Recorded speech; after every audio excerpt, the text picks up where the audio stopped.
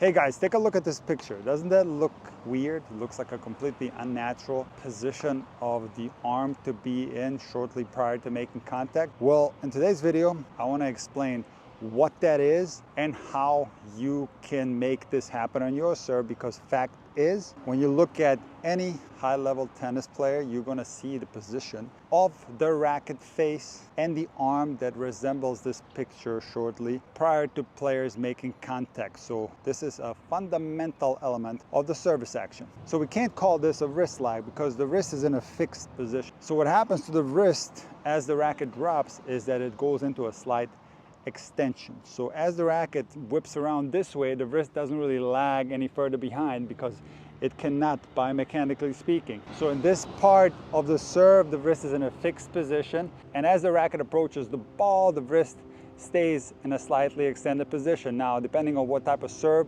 we're hitting, there are going to be different wrist positions that players will achieve. So this is absolutely not a wrist lag. What it is in reality is a racket lag. And I'm not talking about lagging the racket behind the toss arm. That's a stylistic element of the service action. What I'm talking about is that from the forward acceleration and the looping movement of the racket, is that the weight of the racket makes the racket whip around to the side.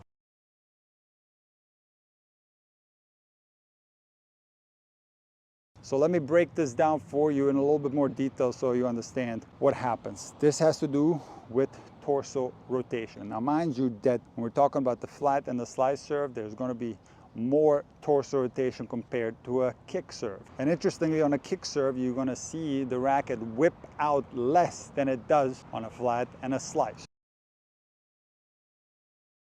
So when players get into their loading position, and then as the racket starts to drop, they begin to unload their body, they will not rotate quite yet, because if players initiated the rotation right on the racket drop, they would open up too early. So what happens when the racket starts dropping is that the rotation is not yet initiated. Now this depends a little bit on the style of the serve, because some players have a very extreme setup on their serve where they're turned a lot and their chest is towards the back fence. When that's the case, there will be some rotation as the racket drops, but most players have a position of their chest that's just going slightly backwards. So when that's the case, this position is being held as the racket starts to drop and as the cartwheel movement is initiated. So the left side of the body goes down, the right side of the body goes up on right-handed players. And now, as the racket starts whipping around towards the bottom here, and the tip of the racket is going towards the ground, this is where the torso rotation is initiated. So it is synced with the forward phase of the racket. So again, the torso rotation is being held, and when the racket is about to go forward, that's when players rotate into the contact.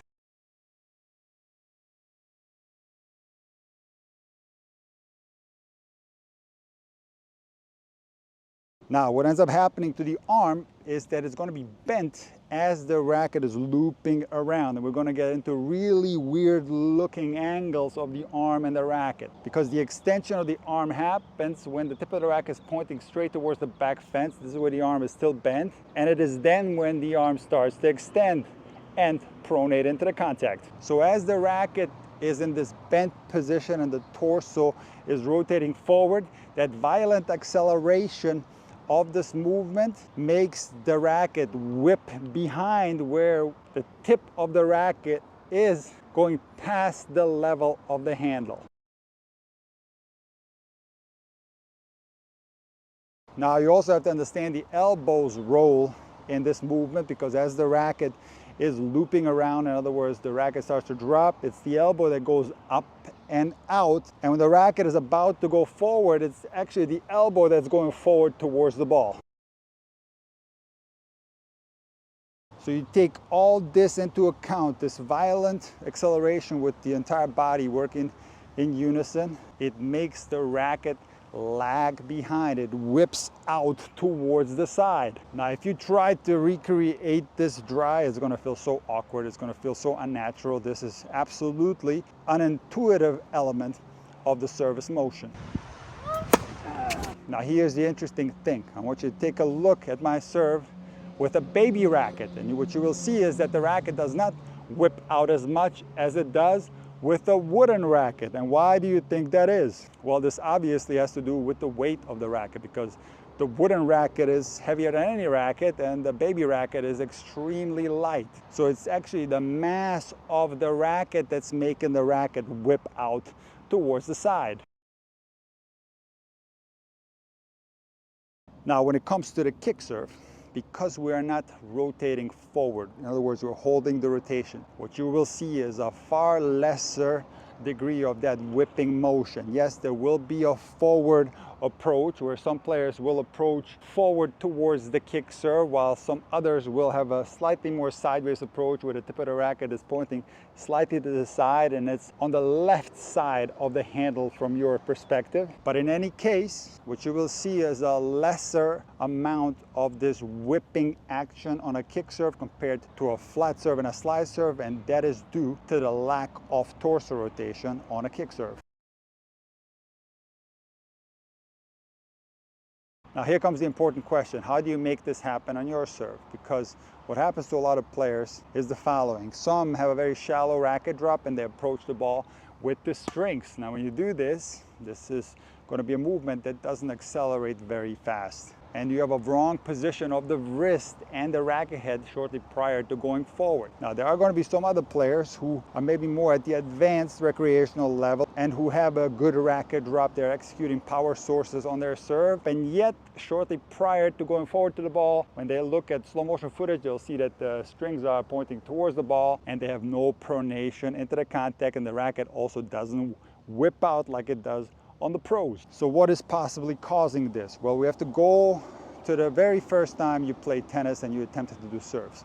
What's a very natural thing to do is to toss the ball up and approach the ball with the strings. Muscle memory is built, and even when you start accelerating fast, you still tend to open up shortly prior to going forward.